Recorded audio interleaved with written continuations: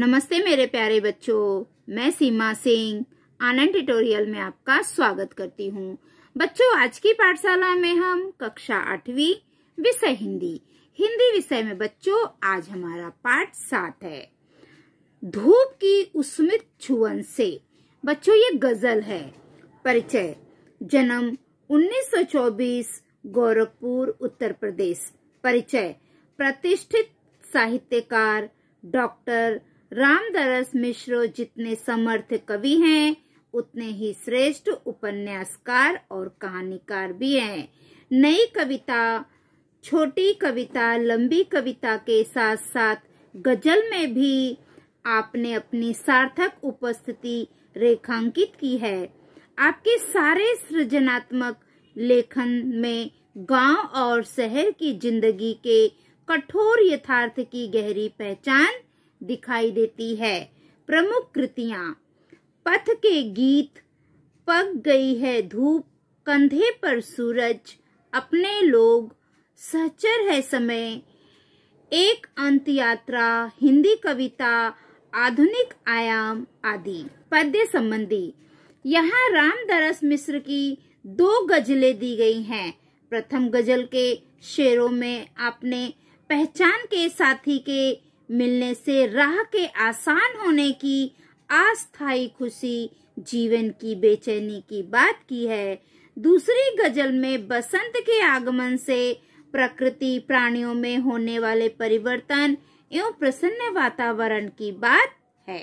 तो बच्चों, सबसे पहले हम कविता का वाचन करेंगे और फिर उसके बाद हम एक एक पंक्ति का अर्थ देखेंगे। रास्ते में रोशनी तेरी मुस्कान हो गई, पहचान थी ना तुझसे या पहचान हो गई, कितना मैं चला चलता रहा, राह कठिन थी, देखा जो तुझे राह वो आसान हो गई, आसान हो गई।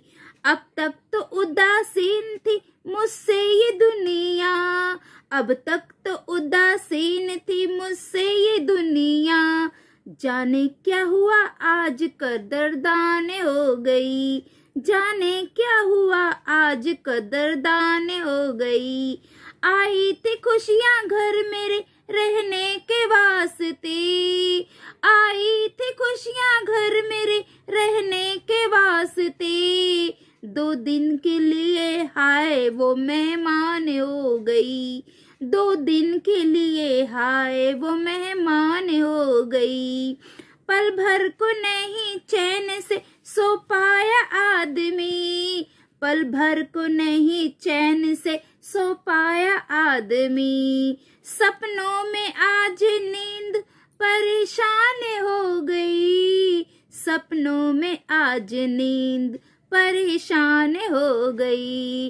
रोती रही अकेली पड़ी रागनी उसकी, रोती रही अकेली पड़ी रागनी उसकी, लोगों के स्वर मिले तो वो सहगान हो गई, रोती रही अकेली पड़ी रागनी उसकी, लोगों के स्वर मिले तो वो सहगान हो गई। पेड़ है कुछ खुश समझकर आ रहा ऋतुराज है, पेड़ है खुश कुछ समझकर आ रहा ऋतुराज है, भर रही पंखों में चिड़ियों की नई परवाज है, भर रही पंखों में चिड़ियों की नई परवाज है, हो रही महसूस है खुशबू हवाओं में मधुर, दिख रहा कुछ आज फूलों में नया अंदाज है, फूलों में नया अंदाज है। धूप की उष्मित छुअन से फूल सी खिलती त्वचा, बज रहा जैसे दिशाओं बीच कोई साज है, धूप की उष्मित छुअन से फूल सी खिलती त्वचा, बज रहा जैसे दिशाओं बीच कोई साज है, बज रहा जैसे दिशाओं बीच कोई साज है। खुल गई सिमटी हुई फसलों के फूलों की हंसी, खुल गई सिमटी हुई फसलों के फूलों की हंसी, उग रही कंठों में गाँव की नई आवाज है, उग रही कंठों में गाँव की नई आवाज है। भूल जाओ कल तलक के वक्त की नाराजगी, दोस्त बन खुशियाँ लुटाता देख लो दिन आज है। भूल जाओ कल तलक के वक्त की नाराजगी, दोस्त बन खुशियाँ लुटाता देख लो दिन आज है, देख लो दिन आज है। तो बच्चों, ये बहुत सुंदर गजल है। मैंने थोड़ा सा गाने की कोशिश की है, लेकिन मुझे गाना नहीं आता है। लेकिन आप बच्चों को मैं अच्छे से समझाने के लिए थोड़ा गा के बोल रही थी। अब चलो बच्चों, हम इसके अर्थ देख लेंगे। ठीक है। रास्ते में रोशनी तेरी मुस्कान हो गई, पहचान थी ना तुझसे यूं पहचान हो गई। रास्ते में रोशनी तेरी मुस्कान हो गई, पहचान थी ना तुझसे यूं पहचान हो गई। बच्चों, इस पंक्ति में कवि कहना चाहते हैं कि मनुष्य जब अपने जीवन पथ पर चलता है तो रास्ते में उसे बहुत सारे हमराही लोग मिलते हैं, जिससे उसकी मुलाकात होती है, उससे परिचय होती है। और परिचय हो जाने के बाद मनुष्य को जो अनुभव प्राप्त होता है, उससे मनुष्य के चेहरे पर मुस्कुराहट आ जाती है। रास्ते में रोशनी तेरी मुस्कान हो गई, पहचान थी ना तुझसे यो पहचान हो गई। रास्ते के जीवन पथ पर जब हम चलते हैं तो हमें बहुत सारे लोग मिलते हैं, जिससे हमारी मुलाकात होती है, फिर उससे हमारा परिचय होता है और फिर धीरे धीरे हमारे चेहरे पर मुस्कान आ जाती है। कितना में चला चलता रहा राह कठिन थी, देखा जो तुझे राह वो आसान हो गई। कवि इस पंक्ति में कहते हैं, मैं कितना चला और मैं चलता ही रहा, जो ये मेरी राह थी ये बहुत कठिन थी। ये जो मेरा जीवन था, जीवन पथ का जो राह थी वो बहुत कठिन थी, लेकिन जैसे ही मैंने तुझे राह में देखा तो मेरी राह आसान हो गई। जब हम हमारे जीवन पथ पर कोई हमसफर हमारे मनपसंद का मिल जाता है तो हमारी वो राह बहुत आसान हो जाती है। अब तक तो उदासीन थी मुझसे ये दुनिया, जाने क्या हुआ आज कदरदान हो गई। कवि कहते हैं कि ये जो दुनिया है, ये दुनिया मुझसे बहुत उदासीन थी, बहुत नाराज थी। इस दुनिया के लोगों को मुझसे बहुत शिकायत थी, पर आज ऐसा क्या हो गया कि ये दुनिया मेरी कदरदान हो गई, मेरी कद्र करने लगी। नहीं तो ये जो दुनिया थी, इस दुनिया के लोगों को मुझसे बहुत शिकायत थी और ये मेरी बहुत उपेक्षा करते थे। लेकिन अब ऐसा अचानक क्या हो गया है कि ये लोग मेरे गुणगान कर रहे हैं, मेरी कद्र कर रहे हैं। अगली पंक्ति देखते हैं बच्चों। आई थी खुशी घर मेरे रहने के वास्ते, 2 दिन के लिए हाय वो मेहमान हो गई। आई थी खुशी घर मेरे रहने के वास्ते, 2 दिन के लिए हाय वो मेहमान हो गई। 2 दिन के लिए हाय वो मेहमान हो गई। प्रस्तुत पंक्ति में कवि मिश्र जी कहते हैं कि ये जो खुशी है ये मेरे घर में रहने के लिए आई थी, अस्थायी रूप से, हमेशा के लिए ये खुशी मेरे घर में रहने के लिए आई थी। लेकिन पता नहीं ऐसा क्या हो गया कि ये 2 दिन रहकर ही मेरे घर से चली गई। कवि कहते हैं कि ये जो खुशियां थी ये मेरे घर में अस्थायी रूप से रहने के लिए आई थी, परंतु ऐसा क्या हो गया कि ये दो दिन रुककर वापस मेहमान की तरह चली गई। आगे देखते हैं बच्चों। पल भर को नहीं चैन से सो पाया आदमी, पल भर को नहीं चैन से सो पाया आदमी, सपनों में आज नींद परेशान हो गई, सपनों में आज नींद परेशान हो गई। बच्चों, इस पंक्ति में कवि कहते हैं कि आदमी आराम की नींद क्षण भर भी नहीं ले पाता है। जो मनुष्य है वो आराम की नींद क्षण भर भी नहीं ले पाता है, क्योंकि वो अपने सुखद भविष्य की कल्पनाएं उसे सोचने पर विवश करती रहती है। कवि कहते हैं कि जो मनुष्य है वो कभी भी आराम की चैन की नींद नहीं सो पाता है, क्योंकि वो अपने आने वाले भविष्य की कल्पनाएं करके सोचते रह जाता है कि आगे भविष्य में क्या होगा।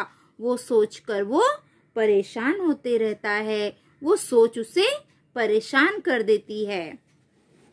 रोती रही अकेली पड़ी रागनी उसकी, रोती रही अकेली पड़ी रागनी उसकी, लोगों के स्वर मिले तो वो सगन हो गई, लोगों के स्वर मिले तो वो सगन हो गई। बच्चों, प्रस्तुत पंक्ति में कवि कहते हैं कि संयोग से सभी काम आसानी से हो जाते हैं। बच्चों, इस पंक्ति के माध्यम से कवि हमसे कहते हैं कि अगर हम एक दूसरे को मदद करें, सहयोग करें, तो सहयोग से सारे काम जल्दी से हो जाते हैं। लोग कहते हैं अकेला चना भार नहीं फोड़ सकता है। सही है, व्यक्ति का गीत संगीत अकेलेपन के कारण अपेक्षित पड़ा था, किंतु लोगों का साथ मिलने से अपेक्षित पड़ी रागनी समूह गान में बदल जाती है। अगली पंक्ति देखो बच्चों। पेड़ है कुछ खुश समझकर आ रहा ऋतुराज है, पेड़ है कुछ खुश समझकर आ रहा ऋतुराज है, भर रही पंखों में चिड़ियों के नई परवाज है, भर रही पंखों में चिड़ियों की नई परवाज है। बच्चों, प्रस्तुत पंक्ति में कवि कहना चाहते हैं ये जो पेड़ पौधे हैं ये यह समझकर खुश हो रहे हैं कि वसंत ऋतु आ रहा है। ऋतुराज सभी वसंतों का राजा होता है।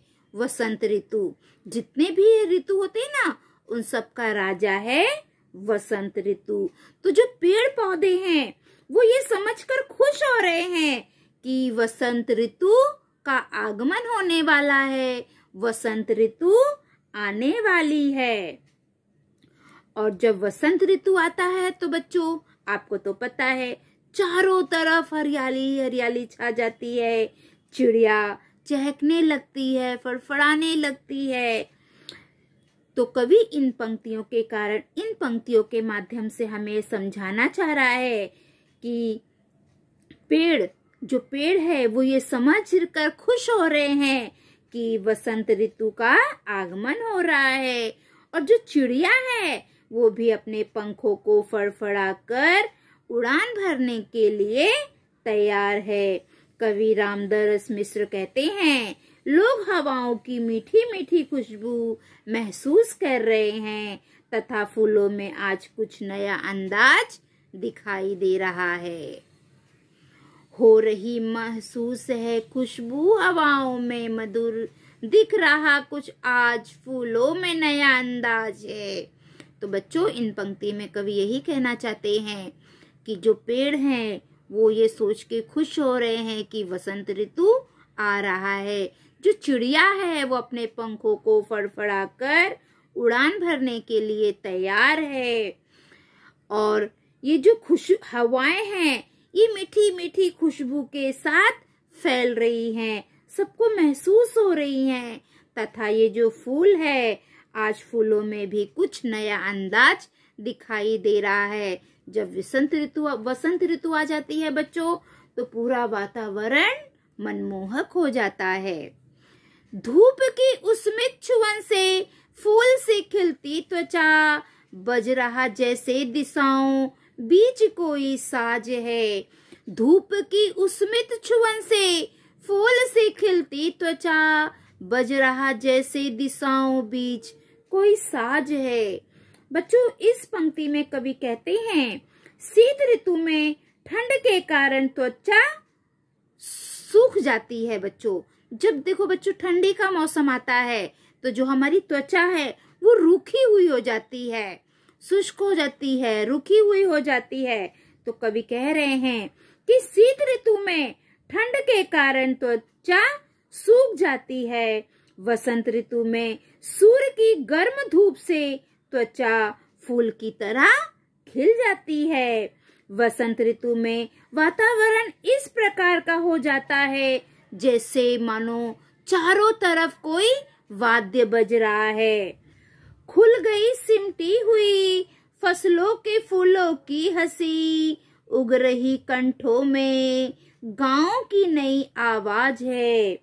प्रस्तुत पंक्ति में कवि कह रहे हैं वसंत ऋतु का सौम्य मौसम फसलों में फूलों की सिमटी हंसी को खोल देता है। गेहूं की फसलें लहराने लगती हैं, जिन्हें देखकर गांव के किसानों के गालों में नई आवाज उगने लगती है। भूल जाओ कल तलक के वक्त की नाराजगी, दोस्त बन खुशियां लुटाता देख लो दिन आज है। बच्चों, प्रस्तुत कविता के माध्यम से मिश्र जी लोगों से आग्रह करते हैं कि हमें कल तक जो नाराजगी थी वह हमें भूल जाना चाहिए। लोग इस बात का ध्यान रखें कि वर्तमान दोस्त बनकर खुशियां लुटा रहा है।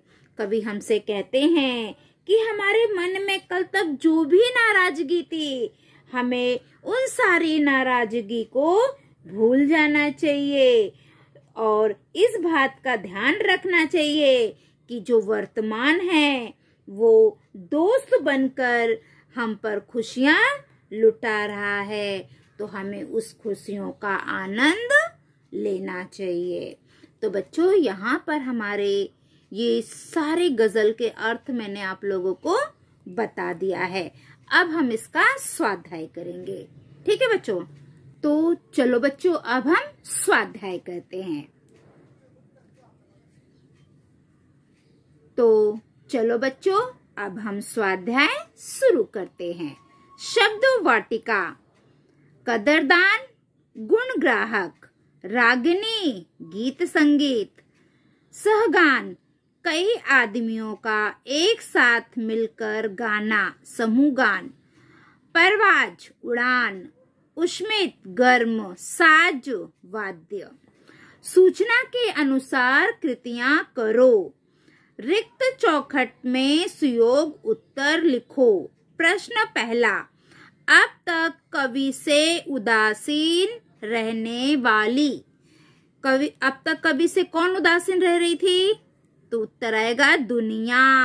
अब तक कवि से उदासीन रहने वाली, उत्तर में आएगा दुनिया। दूसरा, सपनों से परेशान होने वाली, उत्तर नींद।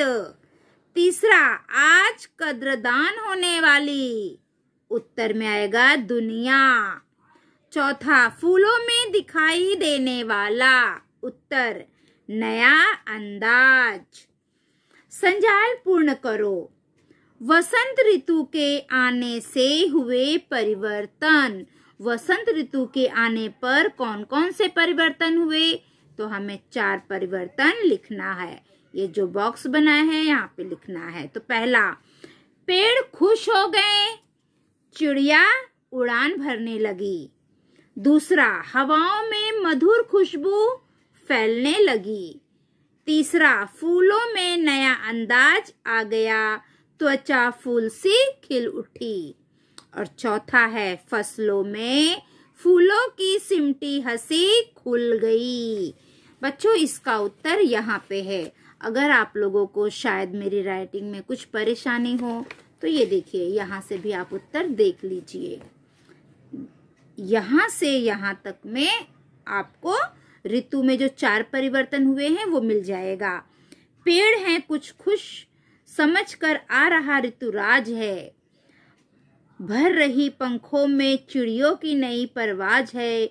हो रही महसूस है खुशबू हवाओं में मधुर। दिख रहा कुछ आज फूलों में नया अंदाज है। तो बच्चों यहाँ से यहाँ तक इसके बीच में उत्तर है, आप ढूंढ के रखिए। पहला ये, दूसरा, तीसरा और चौथा। ठीक है, मैंने यहाँ पे लिख भी दिया है। अगर कुछ आपको नहीं समझ में आए तो आप यहाँ से देख लीजिए। आगे करते हैं। कविता की, हमारा अगला प्रश्न तीसरा, कविता की अंतिम 2 पंक्तियों का सरल अर्थ लिखो। तो बच्चों कविता की अंतिम 2 पंक्तियों का सरल, अंतिम 2 पंक्तियां कौन सी है कविता की, पहले वो देख लीजिए। ये अंतिम 2 पंक्ति है। भूल जाओ कल तलक के वक्त की नाराजगी, दोस्त बन खुशियां लुटाता देख लो दिन आज है। तो इसका अर्थ आपको लिखना है, ये देखिए यहाँ पर इसका अर्थ है। ठीक है, कवि रामदरस मिश्र लोगों से आग्रह करते हैं कि हमें कल तक जो नाराजगी थी वह हमें भूल जाना चाहिए। लोग इस बात का ध्यान रखें कि वर्तमान दोस्त बनकर खुशियां लुटा रहा है। आपको ये उत्तर लिखना है। ठीक है बच्चों, आगे देखते हैं। फिर अगला प्रश्न क्या है, जो बीत गई सो बात गई, इस संदर्भ में अपने विचार लिखो। तो बच्चों इस संदर्भ में आपके जो विचार हैं वो आप लिखिए। ठीक है, सदैव ध्यान में रखो प्रकृति में निरंतर अनुशासन दिखाई देता है। भाषा बिंदु, पाठ में आए हुए वाक्य के प्रकार अर्थ के अनुसार 5 उदाहरण लिखो। ठीक है, और दूसरा प्रश्न है निम्न शब्द शुद्ध करके लिखो। तो ये दोनों आंसर मैं आपको दिखाती हूँ बच्चों, 1 मिनट। ये देखो बच्चों, पाठ में आए हुए वाक्य के प्रकार अर्थ के अनुसार 5 उदाहरण लिखिए। तो ये पहला उदाहरण है, आज पापा बहुत थक गए हैं। ये क्या है, विधानार्थक वाक्य। आज पापा बहुत थक गए हैं, ये कौन सा वाक्य है, विधानार्थक वाक्य है। क्या मेरा बेटा वैसा गीत लिख सकेगा, प्रश्नवाचक वाक्य। सलील मन से स्वस्थ नहीं है, निषेधवाचक वाक्य। फिर अगला देखो बच्चों, तू जरा सलील को बुलाओ, तू जरा सलील को बुलाओ, आज्ञार्थक, आज्ञा दिया जा रहा है। शाबाश, अब तुम कितने अच्छे लड़के हो गए, विस्मयबोधक अव्यय है। ईश्वर तुम्हें अपने कार्य में सफलता प्रदान करे, इच्छाबोधक वाक्य। शायद आज शाम तक पानी बरसे, संदेह सूचक वाक्य। यदि सलील मेहनत करेगा तो परीक्षा पास होगा, संकेत वाक्य। ठीक है बच्चों, तो बच्चों ये संदेह सूचक वाक्य किसे कहते हैं, आज्ञार्थक वाक्य किसे कहते हैं, इसका मैंने एक वीडियो बनाया है, आप उसे देखिए, आपको सब समझ में आएगा। ठीक है, और अब हमारा दूसरा प्रश्न था, निम्नलिखित शब्द शुद्ध करके लिखो। देखो यहाँ पे प्रकृति लिखा है तो ये गलत है, प्रकृति ऐसे लिखते हैं। ये शक्ति गलत लिखा है, शक्ति ऐसे लिखा जाता है। मैं होता है, एक बिंदी आता है। नहीं, इधर क्या लिखा है, न ही, नहीं ऐसे लिखा जाता है बच्चों। तो ये अशुद्ध वाक्य है, इसको शुद्ध कर यहाँ पर लिखा गया है। आप भी ऐसे ही लिख लीजिए। ठीक है बच्चों। तो बच्चों जो हमारी आज की पाठशाला है वो यहीं पे समाप्त होती है। अगली पाठशाला में हम कल फिर मिलेंगे। अगर आप मेरे पाठशाला में नए हैं तो मेरे पाठशाला को लाइक करिए, सब्सक्राइब करिए और अपने दोस्तों में ज्यादा से ज्यादा शेयर करिए ताकि मेरी पाठशाला का लाभ सभी बच्चे ले सके। ठीक है बच्चों, तो अगली पाठशाला में हम कल फिर मिलेंगे। तब तक के लिए बाय बाय।